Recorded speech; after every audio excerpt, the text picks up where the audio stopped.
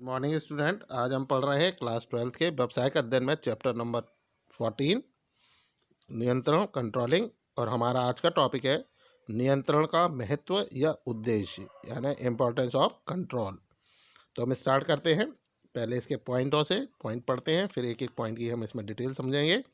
और ये भी क्वेश्चन आपका बोर्ड परीक्षा में पूछे जाने वाला इंपॉर्टेंट क्वेश्चन है, तो इस वीडियो को आप ध्यान से देखें और समझने का प्रयास करें और इस क्वेश्चन को आप याद करें। तो हम स्टार्ट करते हैं इसके पॉइंट से। पहला पॉइंट है जोखिम की कमी, दूसरा है नियोजन का आधार, तीसरा है प्रबंधकीय कमियों में सुधार, चौथा है समन्वय में सुविधा और पांचवा है प्रगति में सहायक। तो हम स्टार्ट करते हैं पहले पॉइंट से। नियंत्रण प्रक्रिया में लक्ष्यों को प्राप्त करने की जोखिम की कमी हो जाती है। नियंत्रण के अंतर्गत कार्य प्रगति पर नियंत्रण नजर रखी जाती है। लक्ष्यों से विचलन होने पर तुरंत सुधारात्मक कदम उठाए जाते हैं, अतः लक्ष्य प्राप्त करना अधिक सुनिश्चित हो जाता है। तो जो कंट्रोल है, कंट्रोल की जब प्रोसेस होती है, कंट्रोल की जब प्रोसेस को हम फॉलो करते हैं, तो जो हमारे टारगेट हैं या जो हमारे गोल्स हैं जिन्हें हम अचीव करना चाहते हैं, उसमें होने वाली जो रिस्क है, होने वाली जो जोखिम होती हैं, उनको हम कंट्रोलिंग के द्वारा कम कर सकते हैं। क्योंकि कंट्रोलिंग के अकॉर्डिंग जब हम किसी भी ऑर्गेनाइजेशन के अंदर, किसी भी उपक्रम के अंदर जब हम नियंत्रण प्रक्रिया यानी कंट्रोलिंग प्रोसेस को फॉलो करते हैं, तो इसमें जो भी हमारा वर्क इन प्रोग्रेस है, जो भी हमारा कार्य चल रहा है, उस पर पूरी नज़र रखी जाती है, यानी उस पर वॉच किया जाता है। और साथ ही जो हमारे कार्य हैं, अगर वो हमारे टारगेट या गोल से विचलित होते हैं, या ना जो हमने टारगेट या गोल अपने कार्यों के लिए निर्धारित किए हैं, अगर उनके अनुसार वो कार्य नहीं होते हैं और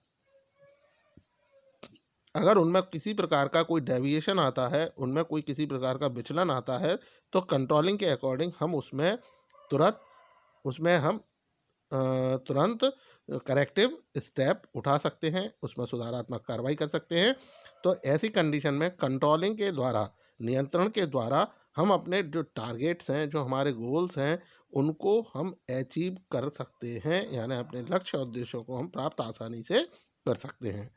अगला है नियोजन का आधार। भूतकाल में नियंत्रण प्रक्रिया में आई कठिनाइयों के अनुभव के आधार पर प्रबंधक भावी योजनाओं को अधिक समुचित व व्यवहारिक रूप में बनाने हेतु सक्षम हो जाते हैं। तो जो कंट्रोलिंग है वो हमारा प्लानिंग का भी बेस होता है, क्योंकि जो पिछले समय में भूतकाल में हमने जो भी कंट्रोलिंग की प्रोसेस अपनाई थी, जिस भी तरह से हमने कंट्रोल किया था, नियंत्रण किया था अपनी ऑर्गेनाइजेशन के अंदर, तो उसमें जो भी कठिनाइयाँ आई, जो भी उसमें समस्याएं आई, जो भी उसमें प्रॉब्लम्स हमारे सामने आई, उनके बेसिस पर, यानी उन कठिनाइयों या उन परेशानियों, इन प्रॉब्लम के अनुभव के आधार पर कि भाई हमने लास्ट ईयर में, पिछले सालों में हमने जो कंट्रोल प्रोसेस अपनाई थी, उसमें ये प्रॉब्लम आई थी, उसमें कई सारी समस्याएं थी या कई सारी कमियां थी।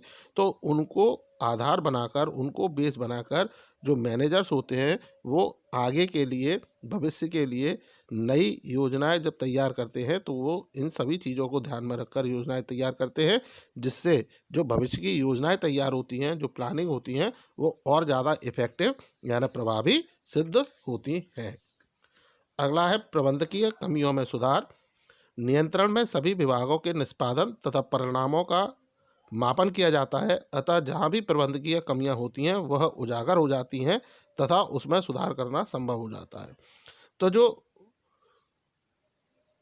मैनेजरियल मिस्टेक होती हैं, उनको भी हम इसमें करेक्ट कर सकते हैं। जैसा हमने पहले पढ़ा था कि जो कंट्रोल है वो प्रबंध के, मैनेजमेंट के हर लेवल पर काम करता है।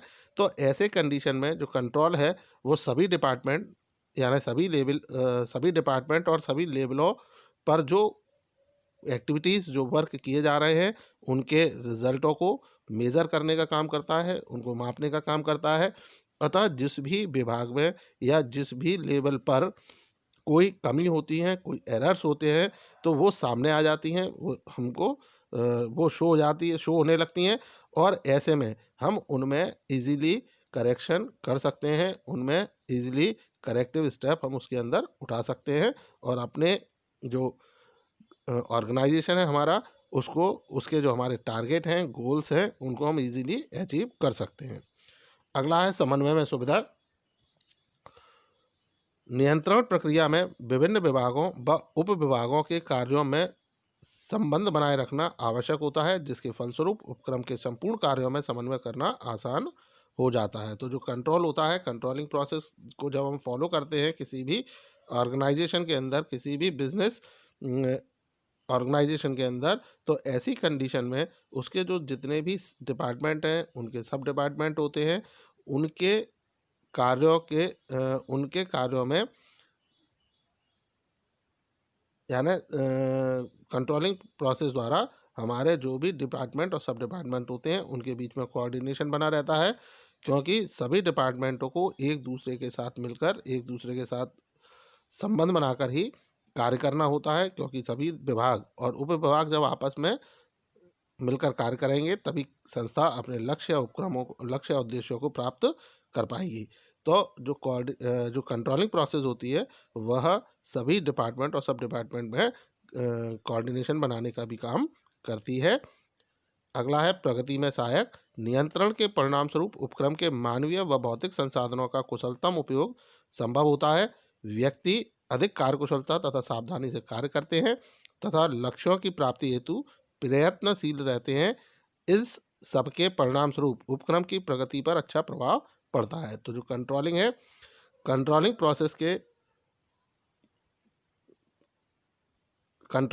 प्रोसेस के द्वारा जो ऑर्गेनाइजेशन के अंदर, जो हमारी बिजनेस ऑर्गेनाइजेशन है, उसके अंदर जितने भी